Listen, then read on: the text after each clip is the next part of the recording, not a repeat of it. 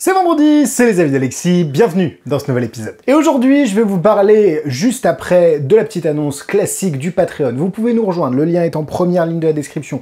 Vous cliquez, vous vous abonnez, il y a une vidéo supplémentaire par semaine, des concours, les goodies évidemment exclusifs que sont les pins qui sont offerts à tous les membres du Patreon, le rouge et le vert du Patreon, le rouge des avis, celui du Patreon ne peut être reçu que via le Patreon, et celui des avis, des fois, les gens qui commentent beaucoup sous les vidéos, je pense notamment à News Magic, il y a aussi Fabrice, je crois, j'ai un trou de mémoire absolu, désolé, les nuits ne se font pas dans ma tête.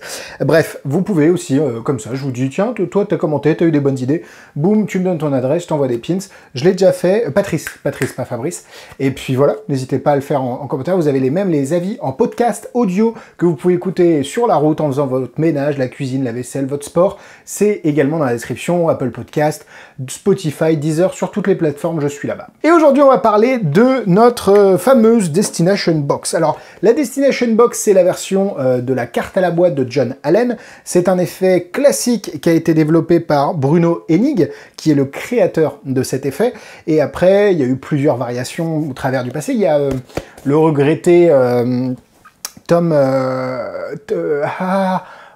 le magicien qui est hyper, qui a son truc en 2 volumes, est-ce que je les ai? Book of Wonder, Tommy Wonder, qui a une carte à la boîte, qui est un petit peu classique aussi, qui est devenu classique. Les trous de mémoire en ce moment, c'est horrible.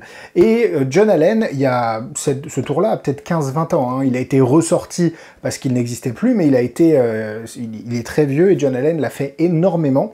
Il a même sorti une version transparente qui s'appelait la Paragon 3D de mémoire. Et voici la ressortie de la Destination Box. C'est très malin.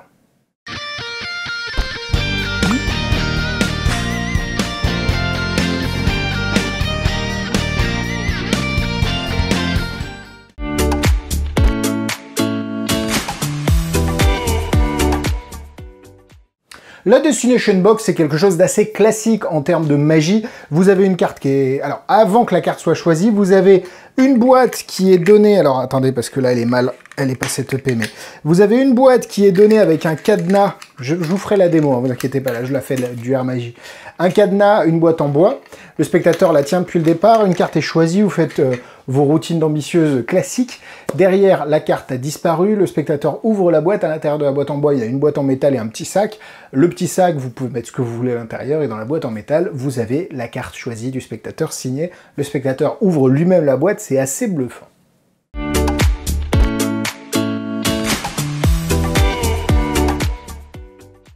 La Destination Box peut être vendue, trouvée, pas vendue, achetée plutôt. Ouh, ça se met pas dans le bon sens dans ma tête.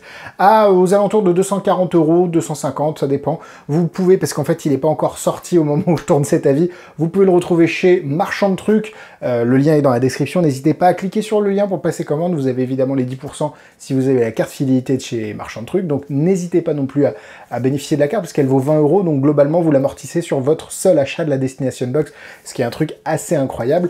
Et puis évidemment, vous avez la possibilité de soutenir les avis grâce à vos achats chez Marchand de Trucs, donc n'hésitez pas non plus.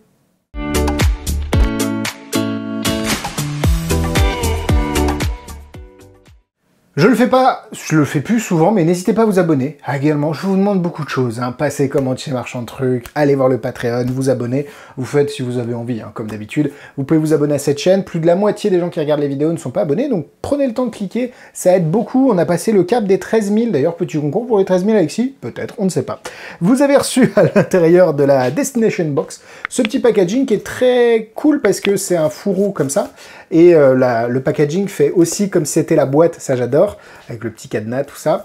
À l'intérieur, vous avez le petit fourreau, le petit tiroir. Dans le petit tiroir, qui est en fait une Destination Box à lui tout seul, vous avez quelques affaires. Donc vous avez la petite vidéo explicative originale qui est fournie par John Allen, qui est très bien faite. Je ne sais pas si je ferai une vidéo en français d'ailleurs, peut-être. Allez voir sur le produit Marchand de Trucs, s'il y a un petit drapeau en français, c'est que j'ai fait une vidéo. On n'en a pas encore discuté avec Ludo, donc peut-être. Et la boîte qui est à l'intérieur. La boîte est fabriquée en bois. J'ai eu l'occasion de voir David il n'y a pas très longtemps qui a eu la boîte dans les mains. David qui fait des objets en bois incroyables et qui m'a dit honnêtement c'est très propre. Alors pour que David dise c'est très propre, c'est que Bon, il y a un peu de travail quand même. Donc la boîte, elle est... alors je ne sais pas quel type de bois c'est, mais c'est pas du bois de cagette qui a été plaqué. Hein. Ça, je reprends les termes de David. C'est du vrai bois brut. C'est élégant, c'est un peu sombre. Les petites charnières et les petits systèmes de fermeture sont en métal doré. Vous avez ici du velvet, de la feutrine rouge. Le petit sac, alors le petit sac est là pour faire une... comment dire, pour que la méthode soit un petit peu dissimulée et que ce soit d'autant plus crédible aux yeux des spectateurs.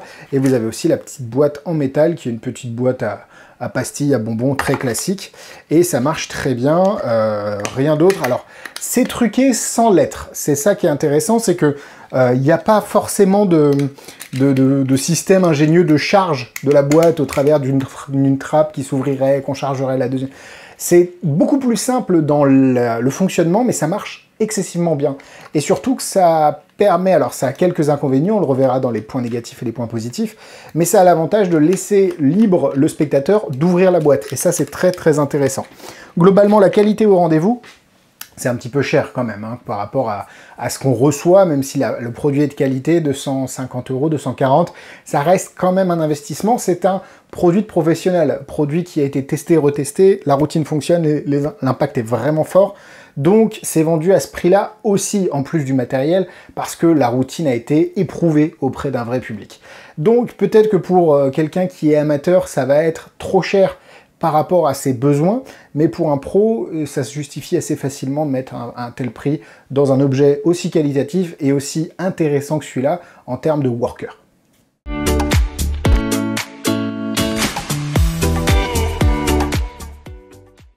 Petite démonstration, je suis obligé de me baisser parce que Pauline fait 1m20, donc c'est un peu compliqué. Papa et maman, bonjour. Signé Papa et maman. Papa et maman. Shrek 2. Pauline, tu vas, petite démonstration, parce que j'aime bien faire un truc en live de temps en temps, et puis là, l'occasion se présentait. Jeu de cartes complètement normal, et tu as ici une petite boîte en bois, fermée sous tous les aspects. Normalement, je la confie à quelqu'un de confiance dans le public, mais vu qu'il n'y a que toi, je vais la laisser là. Tu vas choisir une carte, celle que tu veux, et ce que tu vas faire, c'est que tu vas écrire en gros ton prénom ou une signature sur la carte de manière à être sûr que cette carte, elle est unique au monde. Est-ce que je la montre à la caméra? Tu la montres à la caméra et je ne regarde pas. Vas-y, je t'en prie. Bon, c'est pas grave si je la regarde, hein, théoriquement. Ah oui, c'est vrai qu'il n'y a que moi qui ai le micro, donc je sais pas si on va t'entendre très bien. Il faut que tu parles très près de mon micro. C'est très bizarre comme phrase. Qu'est-ce que t'écris? C'est bon, t'as fini? Oui. Je vais pas te dire ce que j'écris. J'étais retourné depuis tout à l'heure et... T'avais fini depuis 2 heures? Non, ok. Tu mets la... Je viens de finir. Merci. Tu remets la carte que tu veux. Donc, la remettre en deuxième position, pour toi, c'est une... Ok, mais c'est pas grave. On va la perdre quand même dans le jeu, parce que sinon, ça n'a aucun sens. Imagine que ta carte, je l'envoie comme ça à l'intérieur de la boîte. J'ai ici les petites clés du bonheur. Est-ce que tu peux prendre les petites clés du bonheur et regarder ce qu'il y a à l'intérieur de la boîte et de l'ouvrir très, très, très doucement pour que le suspense et que j'ai le temps de faire mon boulot. Vas-y, non, vas-y, tu peux l'ouvrir. Alors, peut-être un peu moins doucement, si jamais tu y arrives. Ah oui, c'est dans l'autre sens, tu peux. Alors, oui. Excusez-moi. Oui. Ok, super. Tu enlèves doucement le cadenas. Essaye de te mettre sur le côté pour que les gens voient, parce que là, actuellement, tu... Exactement. Tu enlèves doucement le cadenas. Enlève-le. Parfait. Est-ce que tu peux ouvrir doucement la boîte? Et regarde, on va juste faire ça. Je ne triche pas. Hein. À l'intérieur de la boîte, je l'ouvre naturellement et doucement. Il y a deux choses. Est-ce que je vais essayer de les montrer à la caméra? Tu peux me dire les deux choses que tu vois? Une boîte en métal et un petit sachet en velours bleu. Super. Est-ce que tu veux la boîte en métal ou est-ce que tu veux le petit sachet en velours bleu? Le petit sachet en velours bleu. Ok, je laisse la boîte en métal ici. À l'intérieur du petit sachet, il y a une carte, en fait. Tu as choisi une carte. Tu as signé une carte. Et si on ouvre à l'intérieur du petit sachet bleu, tu as exactement une carte. C'est ma carte de visite, si tu veux mon numéro et me rappeler. Ok, c'est pas mal, mais c'est pas ouf. Non, vraiment, à l'intérieur de la boîte en métal, il y a une autre carte. Est-ce que tu peux prendre la boîte en métal? Ouvrir la boîte en métal devant les yeux ébobis, et je fais là, regarde. il y a une carte pliée en 4 à l'intérieur. La boîte est normale, tu ouvres la boîte toi-même. Et à l'intérieur, j'espère, parce que là pour le coup la prise est bonne, j'espère que c'est ta carte. Bravo. Bien joué. Attends, non mais ça fera pas le zoom parce que... Ah si, ça fait le zoom. Merci à vous. C'était Pipo et Mario.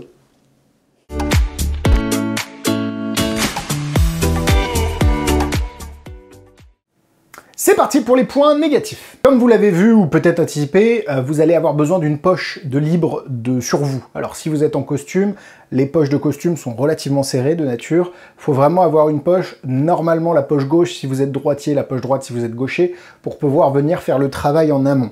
Ça demande du coup du pocket management et d'avoir cet espace dédié à cet effet. Pareil, la boîte, elle est relativement grosse. C'est quelque chose que vous pouvez pas forcément avoir sur vous à tout moment. Il faut l'avoir dans les mains. Alors ça théâtralise évidemment votre effet, vos révélations, etc. Mais ça va demander un espace aussi pour transporter cette boîte-là de table en table. Et la boîte n'est pas examinable à la fin, alors c'est pas forcément quelque chose qui est obligatoire ni nécessaire, mais c'est quand même important d'avoir cette caractéristique en tête. Si vous aimez donner les objets aux spectateurs, le petit sac et la petite boîte en métal sont complètement examinables, ça y a pas de problème. C'est la boîte en bois en fait, mais qui n'a plus d'utilité dans la routine, donc il n'y a pas forcément non plus de raison de la donner à l'examen. Et on passe sur les points positifs. Comme je l'ai dit, cette routine, cette méthode permet au spectateur à la fin d'ouvrir lui-même la boîte. Vu qu'on ajoute un élément supplémentaire entre la boîte, enfin, entre la carte et la boîte, qui est la grosse boîte en bois, ça permet au spectateur d'avoir la possibilité à la fin d'ouvrir lui-même. Et je pense que c'est important d'ouvrir lui-même et de se rendre compte que la carte est à l'intérieur, que c'est fermé, qu'il n'y a pas de moyen d'avoir chargé la boîte autrement que... Enfin, elle était là depuis le départ, tout simplement. Comme vous l'avez vu, vous pouvez utiliser n'importe quel type de carte. Ça peut être des billets, ça peut être des morceaux de papier, ça peut être n'importe quel style, parce que vous n'avez pas de gimmick en soi. La carte est vraiment mise...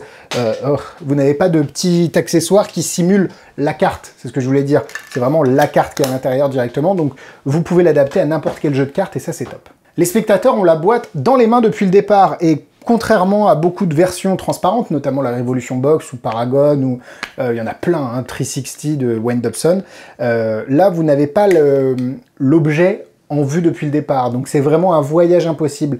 Là où quand la boîte est transparente, on voit une carte pliée au départ, et on voit et la carte pliée, et en même temps la carte que le spectateur signe. Ça veut dire que c'est pas possible que l'objet soit ici et en même temps là. Là où, dans cet effet-là, on a une vraie impossibilité de comment elle s'est retrouvée à l'intérieur. C'est pas forcément le même effet.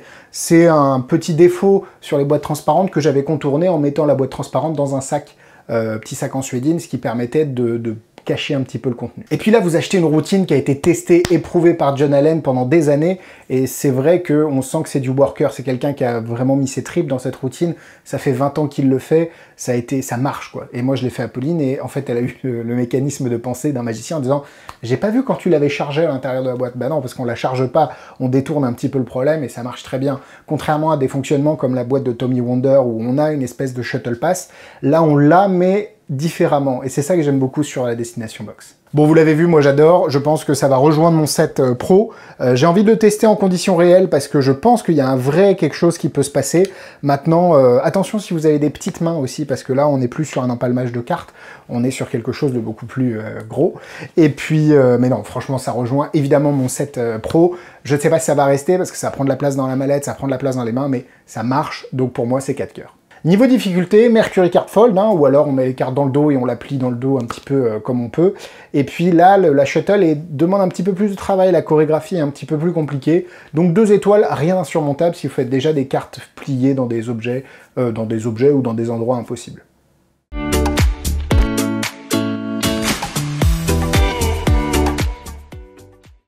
En produits similaires, vous en avez plein. Je crois que Bruno Hennig, qui est le créateur, a sa version, mais je ne l'ai jamais vue pour le coup. La boîte de Tommy Wonder est une boîte fermée. Vous avez la boîte de Kennedy, qui était très bien, qui n'existe plus, qui est sortie en version plastique. Il y a une version Lego qui est sortie chez PropDog, où tu montes la boîte devant les gens, je trouve ça génial. Après, n'hésitez pas à me dire, il y a la Lightning Box, où c'était un truc de Bob Color, je crois, qui valait une blinde et qui était très bizarre, une grosse boîte en plastique cylindrique. Bref, n'hésitez pas à mettre votre version préférée dans les commentaires. Voilà, la vie est terminée, ne partez pas. Est-ce que ce serait pas la Final Destination Box? Je crois que Final Destination, c'est un film, je ne l'ai pas vu, c'est juste que dans ma tête, je sais qu'il y a un film qui s'appelle comme ça, donc je fais le jeu de mots sans avoir les références, c'est très dangereux. Parce que ça se trouve, Final Destination est un film qui parle de trucs horribles, et donc je me range dans la catégorie des personnes horribles, je ne sais pas. Bref, Instagram, YouTube, Facebook, tout est dans la description, le Patreon, n'oubliez pas, et nous on se donne rendez-vous mardi prochain sur le Patreon, et vendredi sur YouTube. Bisous bisous!